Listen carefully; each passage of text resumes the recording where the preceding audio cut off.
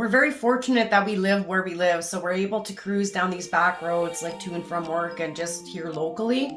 It's fantastic.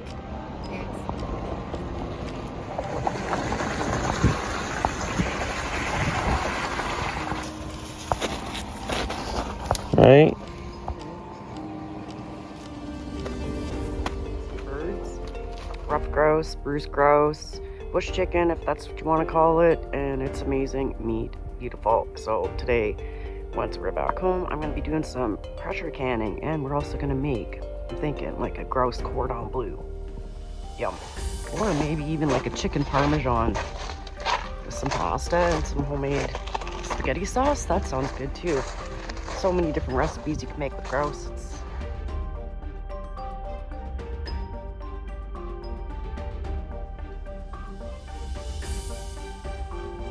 Spruce hen, compared to the size of the heart from the ruffed grouse.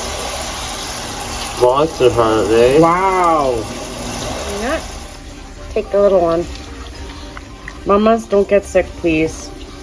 She's due any hour now.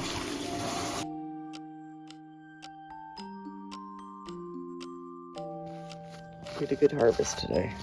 So, comparison. The top. And there's your comparison from underneath. And I will be doing some crafts with the feathers, and I'll put them up to my Etsy store. Yeah, absolutely gorgeous. No waste. We don't waste anything here. Feathers go into the garden. Feather meal. And the meat darker, that's the difference, eh? Yeah, that was all. Hi folks, in the kitchen today.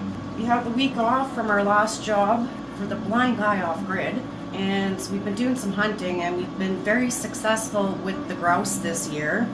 So we got a pile of grouse that we have to, 1, make a recipe with, and 2, pressure can. So we have a pile of grouse that I just stuck into the freezer.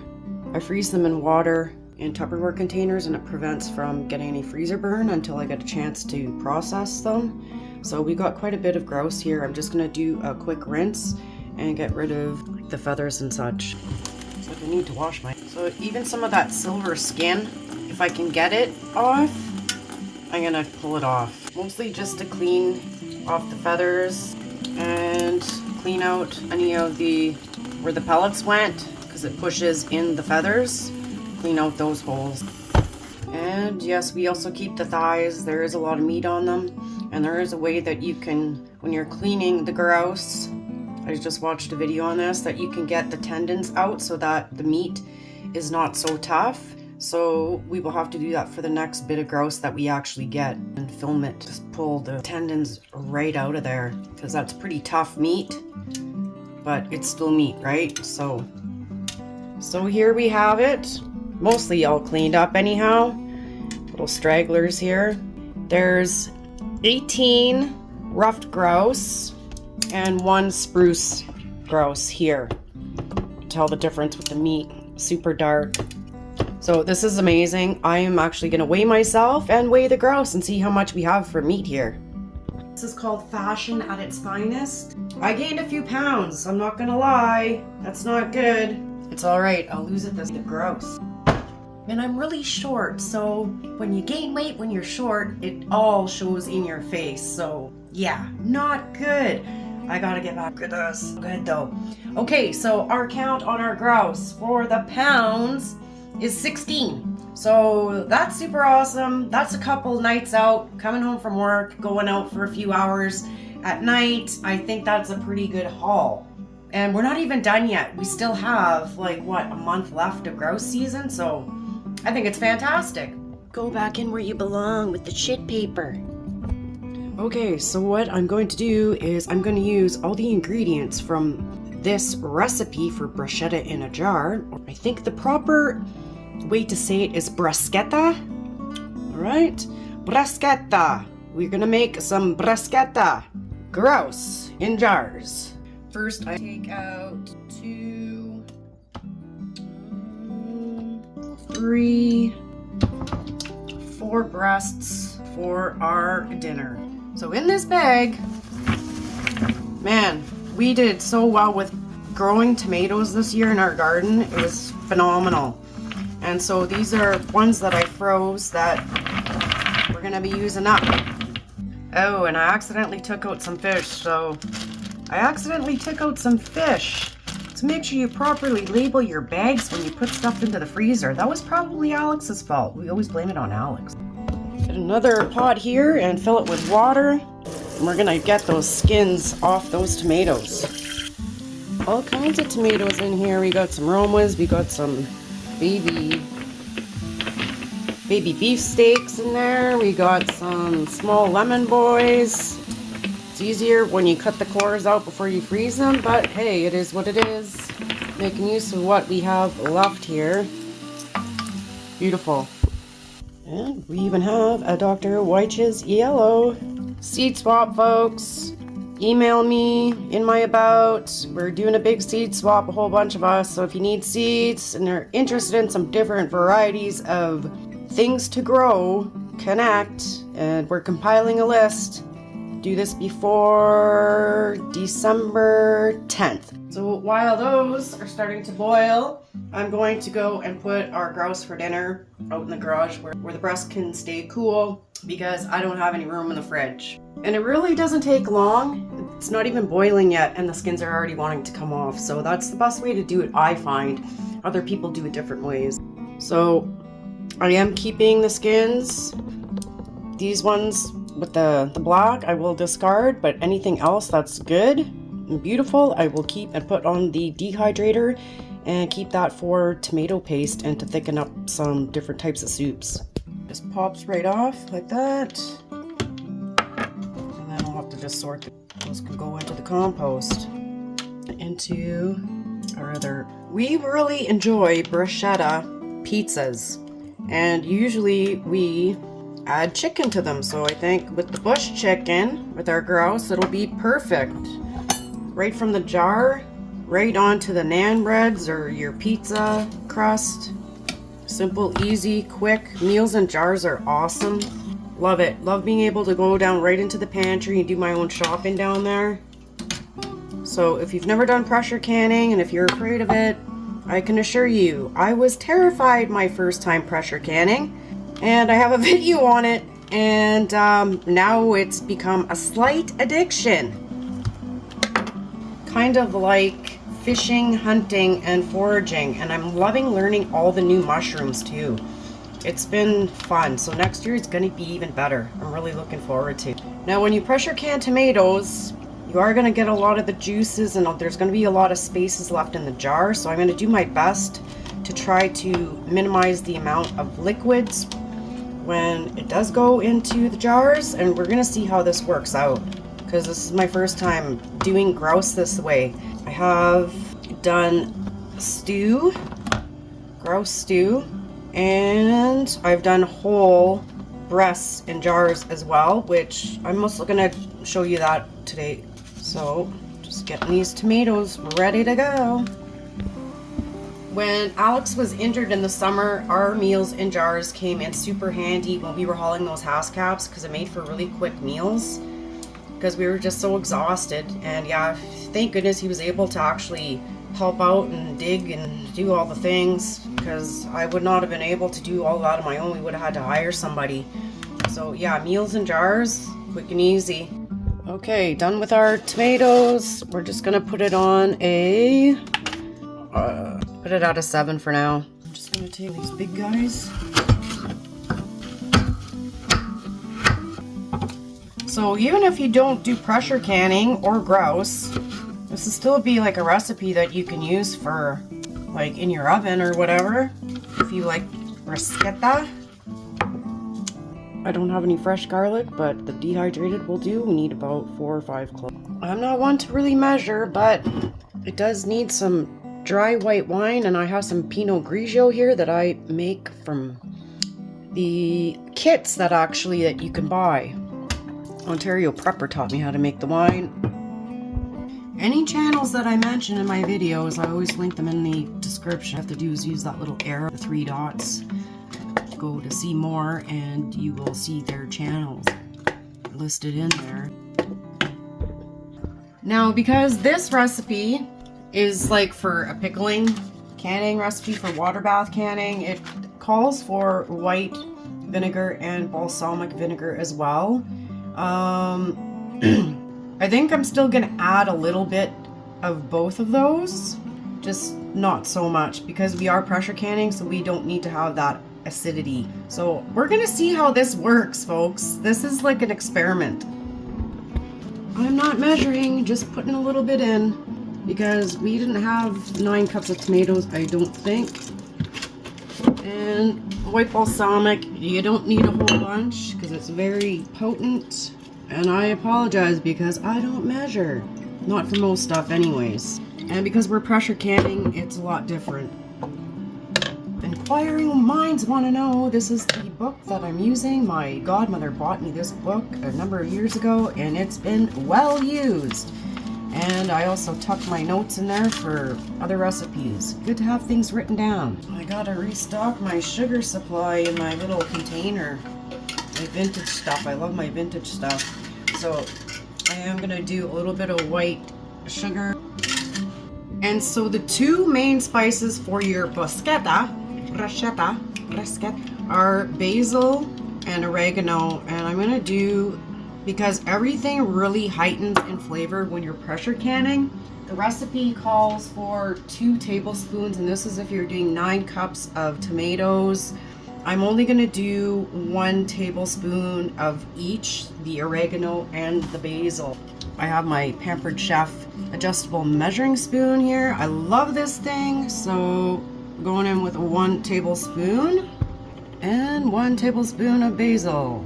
Homegrown herbs rock. Just dehydrate them and whip them in your grinder. Oh yeah, nothing beats homegrown.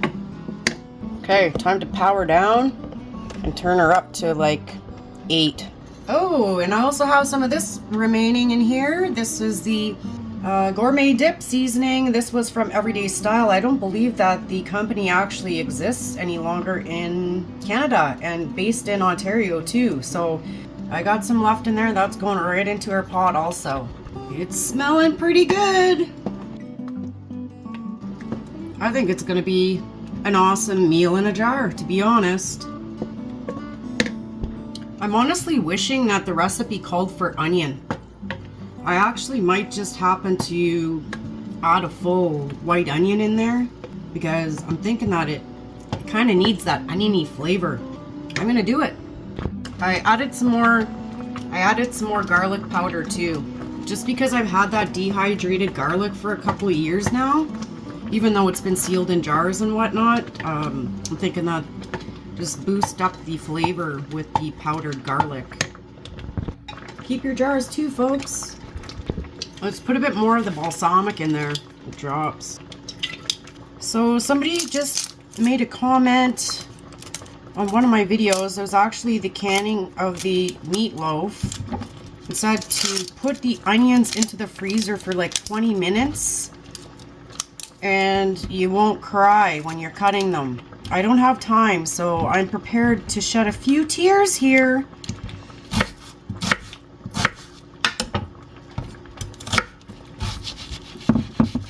Okay, I'm trying to do it as fast as I can. Ah! I should have taken the advice. Okay, our onions are in there. Looking good. Pretty soupy for bruschetta, but hey, it is what it is. It's all getting pressure canned anyways. And this recipe, I'm not really crying, I'm crying. This recipe didn't call for any salt, so I like that idea because for me with salt, I get super poofy eyes. And yeah, that's not good. So no salt added, that's awesome. I suppose you can also make a hot bruschetta if you wanted. Like I have a pile of dehydrated peppers, so we could make a hot form. I've made bruschetta, just the pickled version, like the water bath one. Oh, it's so amazing. So it's time for us to start stuffing our grouse. We're gonna get it cut up and we're gonna stuff it into our jars, and then we fill them with our bruschetta mix. Bruschetta mix. Can't go without having a little bit of the vino. I love my labels too, and the ones These big ones were a little bit pricey. I got these back a number of months ago, and I love how professional they turned out. And I don't even take them off. I just rinse my bottles out and then reuse them. And then I got stickers from Vistaprint also for all the different types of wine that I make. So cheers. Do not drink too much when you're pressure canning either, folks. You got to make sure you're not going to blow that sucker up. Cleaning as I go here. Bruschetta. Bruschetta. However you want to say it. Okay, so I'm just using the fillet knife here. We're just going to do small chunks so that they can really soak up the flavors from our bruschetta. Get all these chopped up into the jars and leave some whole that we can just do whole breasts in jars. So this is the easy way that you can get that silver skin off, is by using your fillet knife. Okay, so this is with me taking small chunks off. There's still a ton of meat on there. That's why I almost prefer to keep the whole grouse right in the jar. So all I'm gonna do with these is I'm gonna keep them and just boil them down and make a stock from the ruffed grouse. You know what? Alex just got back from hunting. Okay, so I'm gonna change my mind completely on this whole project. Totally changing up that plan because I just want to create more work for myself, and so we're just gonna funnel in some of our mix and we're gonna stuff the breasts right into the jars. That's the new plan. We're going in hot. So mix on the bottom, stuff our bird in there. I guess I could take off the funnel for that part. It's all right, it squeaked through.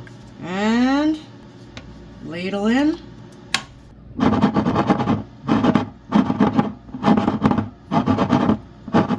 I want to leave a 1-inch headspace. I don't have one of those tools that has like a little measure.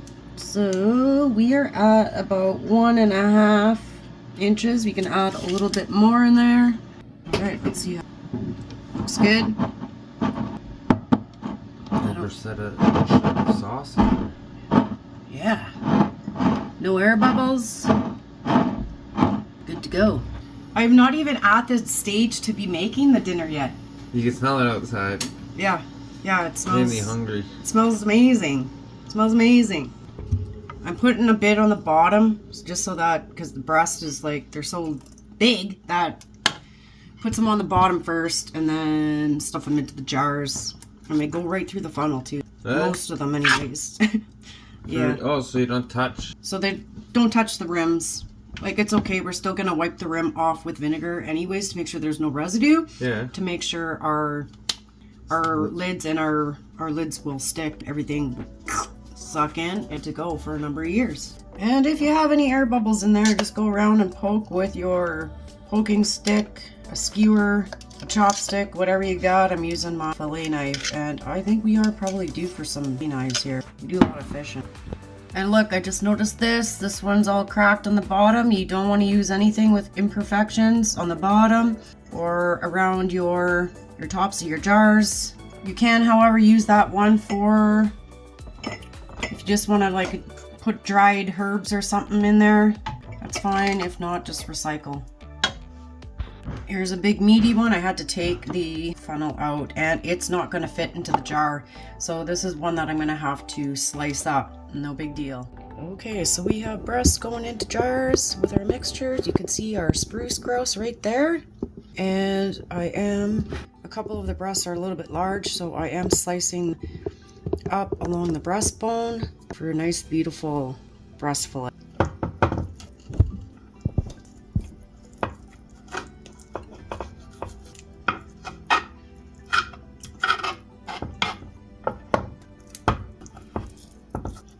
And then just flip it over and you can get off the rest of this side too. And again, I'm going to be boiling these down to make some stock. No waste.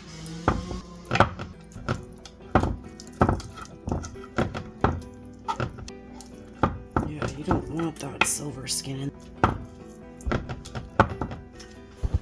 So I just put our carcasses into our remaining of what the bruschetta had in the pot, And now I'm on to stuffing the legs into jars. Kind of works better when you put the thicker part of the thigh in first. What to mention is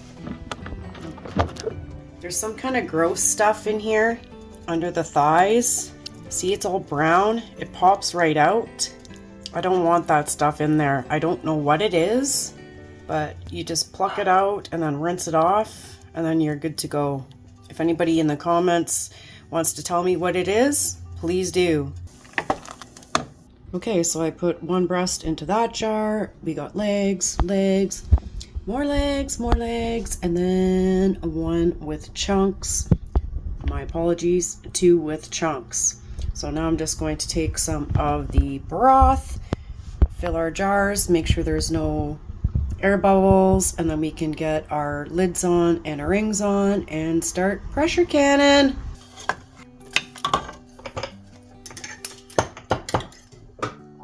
Vinegar.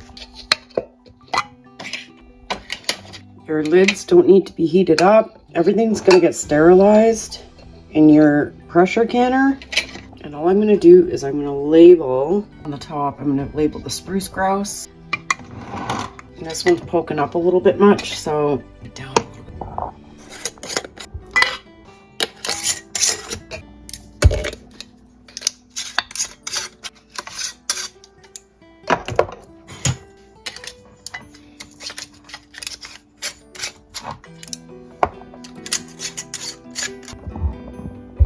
Legs at the back of the canner, bruschetta or bruschetta, and you want 2 inches at least of water. Don't go with a whole pile of water, but go with 2 to 3 inches of water in your canner at the bottom. Double stacked. Okay, when we're missing one jar, that's all right. We're going to use the broken one.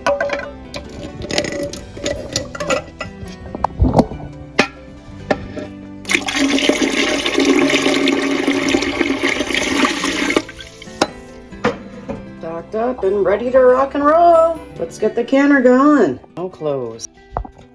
When I double stack, I usually let it heat up in there before it starts producing the steam. For about 15 minutes. So we're gonna come back and check and see if it's producing at that time. Okay, so yeah, it's been a long day. I had some unexpected visitors pop in, and yeah, that was cool. So now we are starting to pressure can. So we got our pressure running. I'm going to show you what it looks like. You need that steady stream of steam happening, and then you're going to want to set your timer for 10 minutes, okay?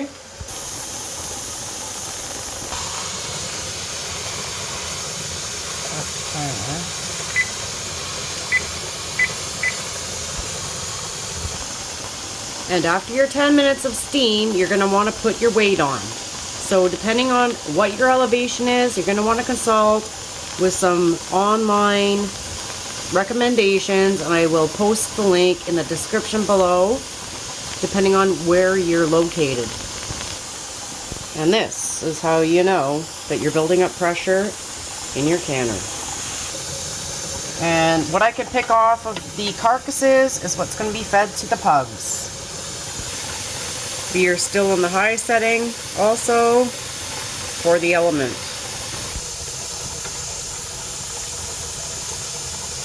Okay, that comes off.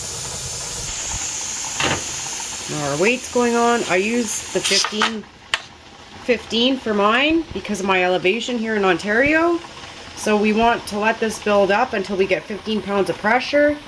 So what I'm going to do is I'm going to set the timer for 5 minutes, and we're going to see where we're at.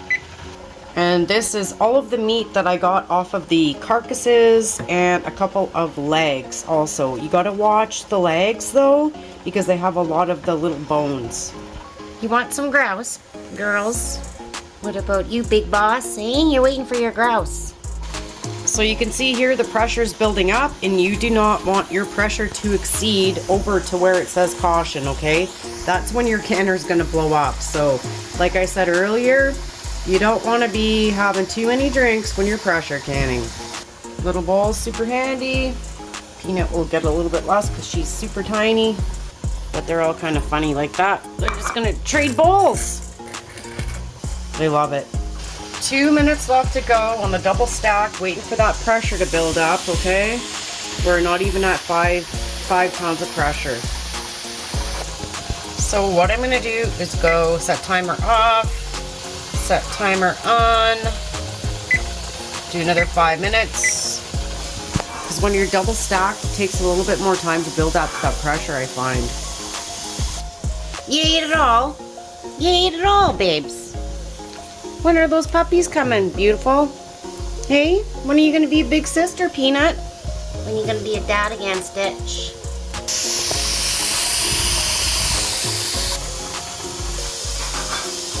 No reason to fear.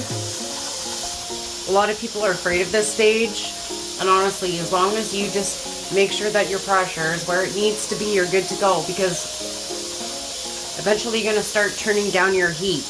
And you're also going to be careful when you're turning down the heat, because you've got to go right by the side of the canner and you can get really badly burned. I burnt myself last year, and I will have a video on that at one point, probably this winter, I hope so anyways. I made a salve, and I did not form a scab at all, and I barely even have a scar left. But when you have this much pressure in there and heat happening, you gotta seriously be careful. So you just gotta be aware. That's why I always set the timer on my thing, because if I get distracted by the dogs or by a phone call or something, you're gonna wanna make sure that you have that alarm on your stove going or on some sort of a timer. Okay, we are just nearing 10 pounds of pressure. Some folks can with that. It depends on your area, as I mentioned. And we have 49 seconds left. Not enough time. Let's set it for another 3 minutes. Use a glove. Okay? I should have done that a long time ago. Sorry, folks. Now you're going to really watch that pressure climb. You don't want too much steam coming out of there. Not at all, actually. I apologize. It's been a long day. And that, it does come loose. So like even before you start canning, it's probably a better idea, instead of waiting for the steam to be coming out, to be tightening that. Because it does happen. It just, I do a lot of canning. We're almost there. Perfect timing. So right around 17 pounds of pressure, we're going to start getting the jiggle. Starting right now.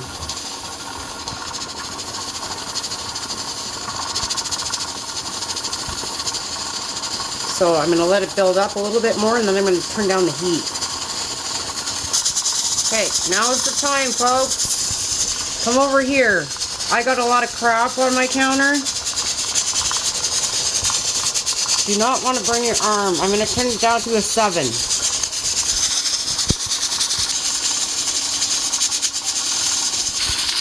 And this is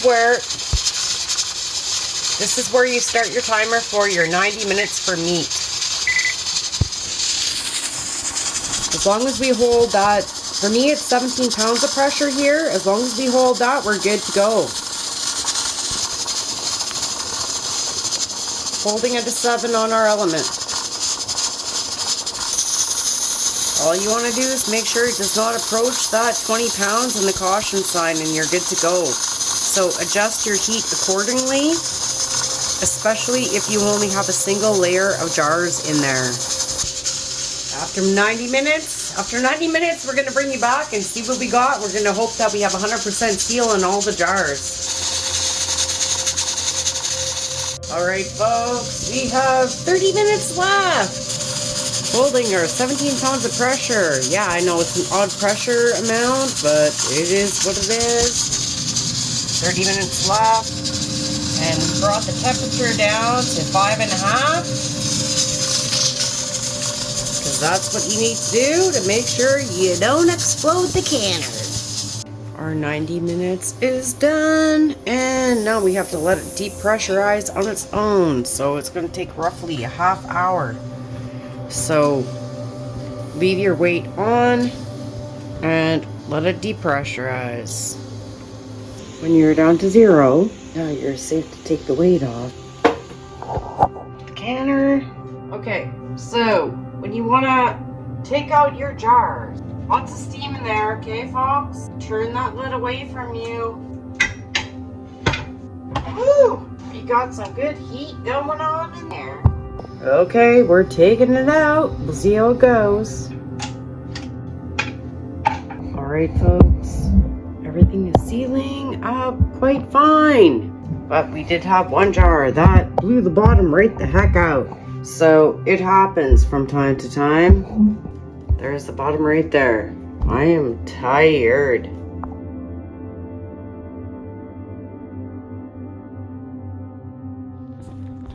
We're gonna have another one shortly, eh?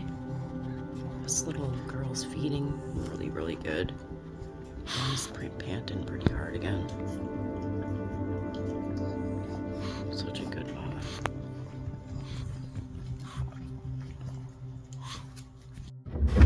Gerald's getting a new bench today.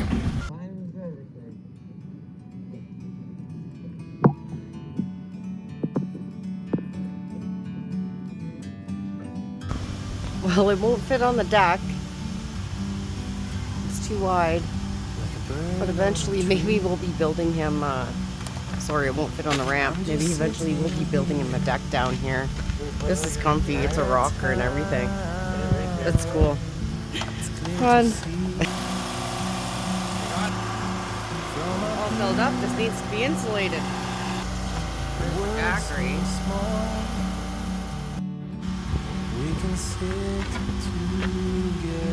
Refurbished.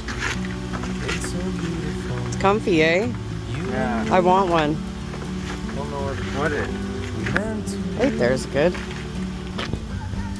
Stay tuned for our little mini series on Gerald's off-grid property. This is the blind individual living on the reserve here in Sagamok, and it was an awesome project. And also stay tuned for our grouse recipe video on the cordon bleu. It's going to be a special one. Thank you for watching. Be sure to go over and check out Christine, Mrs. Gilliam Farms, and everyone else who's doing the collaboration for this really cool Wild Game November collaboration. I think it's totally awesome. She has a playlist, and I will link it in the description and in the comments also below. So go and check that out and give her a subscribe. And also, I found her through Southern Roots Alaska branches.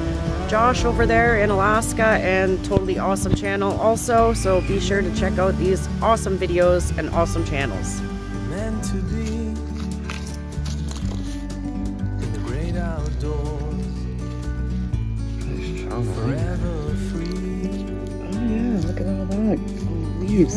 Off the what? The birch trees? Or is that the fern? It looks like ferns. It doesn't look like birch leaves. That's for